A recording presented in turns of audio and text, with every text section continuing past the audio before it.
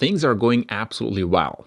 Here we go. Donald Trump is demanding the immediate release of Israeli hostages still being held in Gaza, saying that if they are not freed before he is sworn into office for a second term, there will be hell to pay. That's pretty solid and that's pretty bold from Donald Trump.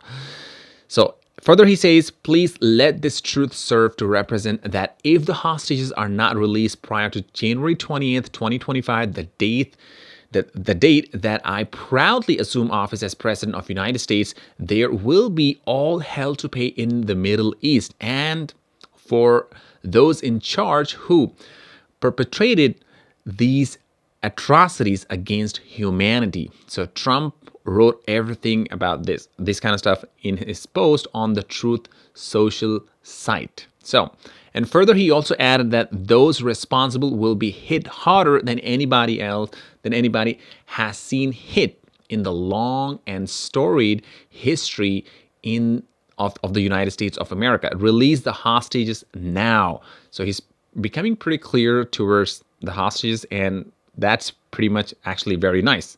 Also, he said it was not immediately clear whether Trump was threatening to directly involve the U.S. military in Israel's ongoing campaign against Hamas in Gaza.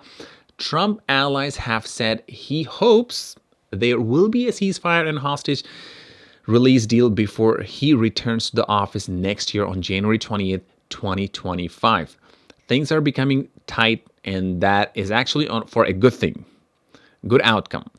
Let's see what Netanyahu has to say. Netanyahu's office declined comment, but the country's president, Isaac Herzog, welcomed Trump's comment on social media post by saying this. Listen carefully. Thank you and bless you, Mr. President-elect Donald Trump. He wrote this on X, that was formerly Twitter. Now, further, he says, we all pray for the moment we see our sisters and brothers back home. So that hit harder to Trump, and he's trying to really work out on that on the Middle East. Now, the war in Gaza began when Hamas led militant storm into southern Israel, killing some 1,200 people, mostly civilians, taking around 250 people hostage on October 7, 2023. Some 100 still held inside Gaza, around two-thirds believed to be alive. This is what the report says, and this is what they believe, but we don't know exact picture. Now, Trump's threat came hours after the Israeli government confirmed the death of Omer Neutra, a dual U.S.-Israeli citizen whose body is still believed to be held by Hamas in Gaza, according to the Israeli government. Well, this we exactly don't know, but this is what the report says.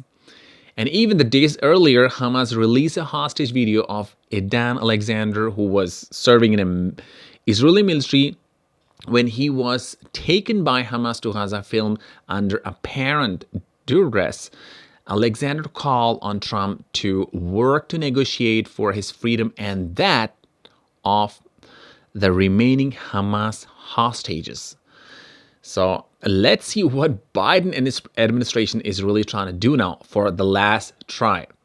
The Biden administration is mounting a last-ditch effort to try to restart the talks between Israel and Hamas now that it has created a fragile ceasefire between Israel and Hezbollah in Lebanon. But his administration, Biden's administration, said that Hamas has yet to show a willingness to re-engage in negotiation, and the group isn't concerned for its own lives or the lives of Gaza civilians. So this is what his administration says. Further, Israel's retaliatory offense of the attack has left at least 44,429 Palestinians dead, according to Gaza's health ministry.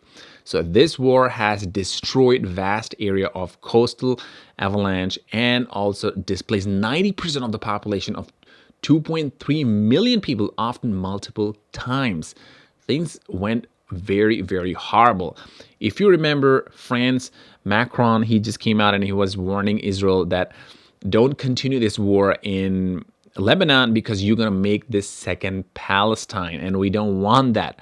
Of course, even from EU side, they were insisting to Israel that do not engage in war with Lebanon, because Lebanon is going to become second Palestine. And literally it's becoming in that way. So many people are getting killed. I understand a lot of excuses just going around. Hamas here, terrorists, that I understand. That is, I'm not talking about that. I'm only talking a lot of people getting killed. And the towns are getting literally turning into smithereens. That is crazy. So let me know in the comments below, what do you think? And what I think, honestly, if the Trump comes, he will really try to free those hostages. And for now, he honestly gave a very solid threat and a warning to this Hamas to free those hostages. But if they don't do, God knows what Trump is going to really do. But I believe in him. He will not also try to kill anyone, even from Hamas side, even from Israeli side, whatever, it doesn't matter. He will try to negotiate in a very nice way. That is his tactic, because as a businessman, he knows how to make a deal. And probably he might make a nice deal. No one dies, and that would be better for everyone, even from Israeli point of view, even from Hamas or Gaza, whatever point of view, no one dies, because we don't want normal civilians to lose their lives. That's pretty simple. Thank you so much, guys, for watching, and probably see you in the next video. If you like the video, hit the like button and subscribe to the channel, and let's hit that 1,000 subscribers. Thank you. See you in the next video.